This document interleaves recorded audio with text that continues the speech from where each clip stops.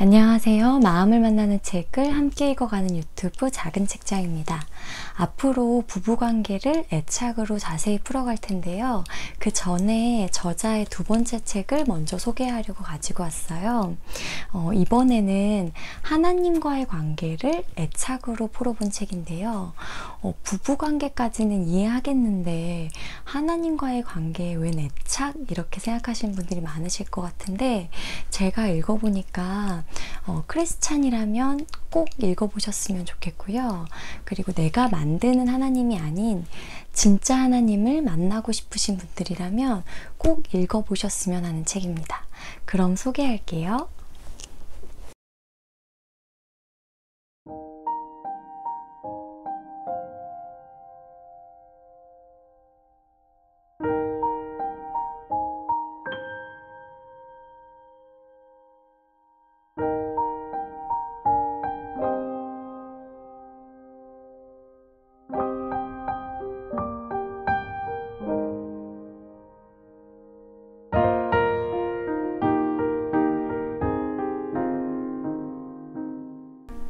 제가 오늘 소개시켜드릴 책은 김미선 교수님의 나는 진짜 하나님을 만났을까? 라는 책이에요.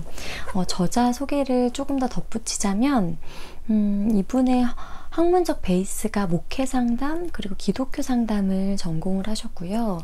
그리고 미국과 한국에서 부교역자로 일하시면서 제자교육 그리고 가정사역을 담당하셨더라고요. 그래서 이분이 걸어온 길을 보면서 저는 학문적인 연구와 사례 경험을 정말 탄탄하게 쌓아오신 분이라 이런 책이 나오는구나 그런 생각이 들어서 더 신뢰가 가고 개인적으로 팬이 되었습니다. 이번 책도 지난 책 못지않게 너무너무 재미있고요. 소설과 이론이 잘 버무러진 그런 책입니다. 정말 너무너무 재미있어요. 이번 소설 스토리는 교회 청년부에서 열린 집단 상담에 참여하게 된 5 청년의 이야기예요. 이 각 인물들이 애착 유형인 회피형, 불안형, 혼란형, 안정형, 그리고 과거에는 불안정 애착이었지만 제2의 애착 대상을 만나면서 안정화를 얻게 된 획득된 안정형까지 이렇게 5명의 애착 유형별 스토리가 펼쳐지는데요. 이 5 청년이 집단 상담을 시작하면서 그림을 하나 그리는데요. 내 마음속에 있는 하나님의 이미지를 머릿속으로 떠올려 보고 하얀 도화지 위에 그림을 그리는 거예요. 책에 보면 이제 여러분도 책 속에서 집단 상담에 함께 참여하는 듯한 경험을 할 수 있도록 각 단계마다 이제 여러분이 채울 수 있는 공간이 있어요. 그래서 실제로 여러분도 자신이 가지고 있는 하나님의 이미지를 한번 떠올려 보시고 이 그림을 그려서 한번 채워 보시면서 이 책을 따라가시면 좋을 것 같다고 저는 추천을 드립니다. 5 청년도 하나님은 동일한 하나님인데 너무나 다른 색과 다른 정서를 가진 하나님을 그려가기 시작하고 내 안에 왜 이런 하나님의 이미지가 있을까 서로 피드백하면서 자신의 내면을 들여다보기 시작해요. 근데 여기서 잠깐 집단 상담에 대한 설명을 조금 더 드려야 될 것 같은데요.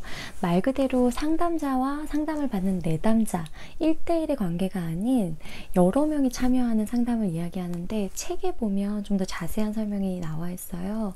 저는 간단히만 설명을 드리면 집단 상담의 좋은 점은 다른 사람들과 있을 때 내가 보지 못하는 다른 사람들만 볼 수 있는 나의 모습들이 있어요. 그거를 발견할 수 있는 좋은 기회가 되고요. 그리고 두 번째는 개인 상담을 받고 나면 내가 변화하고 싶은 부분들을 상담실 밖에서 새롭게 시도하는 것들이 좀 어려울 때가 있어요.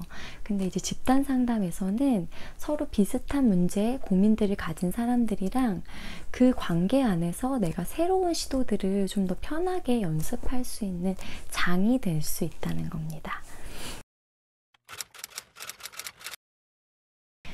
다시 책 이야기로 돌아가서 자신이 가진 하나님의 이미지를 자세히 들여다보시면 자신만의 정서적인 느낌과 하나님과의 관계성을 담아내고 있어요. 그래서 저자는 책에서 어린 시절에 부모나 형제, 선생님, 그리고 친구들과의 관계에서 경험한 감정들이 쌓여서 하나님의 이미지를 형성하는데 가장 큰 영향을 미치는 요인이 부모님과의 관계라고 설명하고 있어요.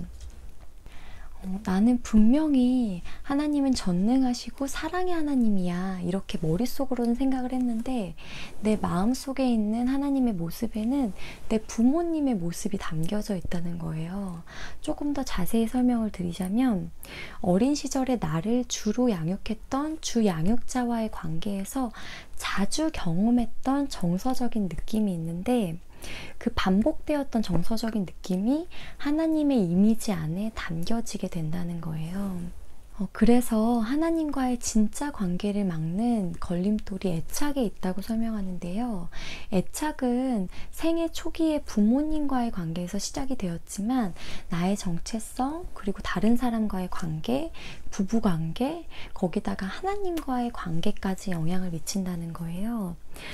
예를 들어서 회피형의 애착을 가진 나홀로라는 친구가 책에 등장을 하는데, 이 친구는 조금 엄격하고 거부적인 부모님 밑에서 자라서 나 자신을 스스로 책임져야만 해, 이런 신념을 내 마음속에 가지고 있어요. 그래서 하나님과도 가까이 계시는 하나님이 아닌 조금 멀리 계신 하나님, 그리고 좀 무섭고 심판하시는 하나님이라는 이미지를 내 마음속에 가지고 있는 거죠. 그래서 하나님과의 관계에서 감정을 털어놓고 마음으로 만나는 것이 어렵고, 하나님께 인정을 받으려고 애쓰고 내가 스스로 구원을 받아야 한다는 그런 삶의 태도들을 가지고 살아가게 되는 거예요. 또 불안형인 유인정이라는 친구는 변덕스러운 엄마 밑에서 자라서 좀 양가적인 하나님 이미지를 가지게 되었어요. 그래서 하나님은 날 사랑하셔, 나를 눈동자처럼 지키실 거야, 이렇게 생각을 하는데 뒤돌아서면 하나님이 날 떠나실까 봐 불안하고 내가 무가치하게 느껴지는 시간들이 오는 거예요. 그래서 뜨겁게 하나님을 사랑하다가 실망하다가 이렇게 기복이 심한 신앙생활을 하게 되는 건데요.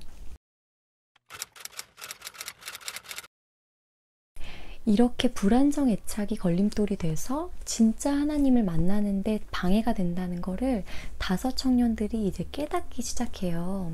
물론 이제 깨닫는 것만으로도 큰 변화가 있을 수 있지만 저자는 알미 삶을 변화시키기는 어렵다고 설명을 하는데요. 그래서 초월자 하나님이 인간의 한계에 갇혀있지 않으려면 그 근원을 알아서 치유하는 노력과 시간이 필요하다라고 이야기를 해요. 그래서 이 책은 굉장히 좋은 게 그 하나님과의 관계를 어떻게 바로잡을지 그 변화의 과정들까지 담아뒀어요. 그래서 저는 이 책을 읽으면서 다섯 청년의 그 어린 시절, 그리고 상처, 그리고 새로운 하나님을 만나게 되는 그 과정을 읽으면서 나중에는 이제 막 눈물이 나기도 했는데, 여러분도 각 인물들 중에 내가 와닿는 그 한 사람이 있다면 그 사람의 그 소설 속 이야기를 조금 감정을 대입해서 천천히 따라 읽으셨으면 좋겠어요. 그러면 내 상처가 책 속에서 만나지고 그 등장인물이 와닿았던 찬양과 말씀들이 결국에는 내 마음에 와닿는 나의 찬양과 나의 말씀이 되는 그런 경험을 하실 수 있으실 겁니다. 저는 개인적으로 코로나가 좀 지나가고 저희 아이가 좀 크게 되면 이 책에서 소개하고 있는 집단 상담을 직접 좀 열어보고 싶은 개인적인 바람이 생겼어요. 그래서 만약 교회의 소그룹 리더분들이 이 영상을 보신다면 소그룹 교재로 이 책을 활용해 보실 것을 진짜 추천을 드려요.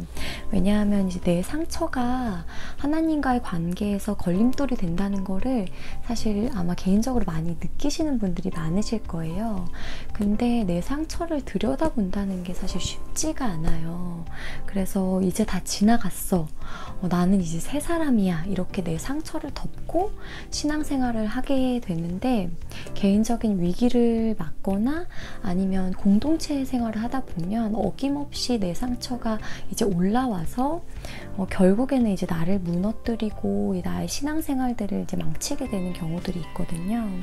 그래서 가장 중요한 거는 하나님과의 관계에서 내 상처를 내어놓는 일인데, 그것을 도와줄 수 있는 게 저는 믿음의 공동체라는 생각을 해요.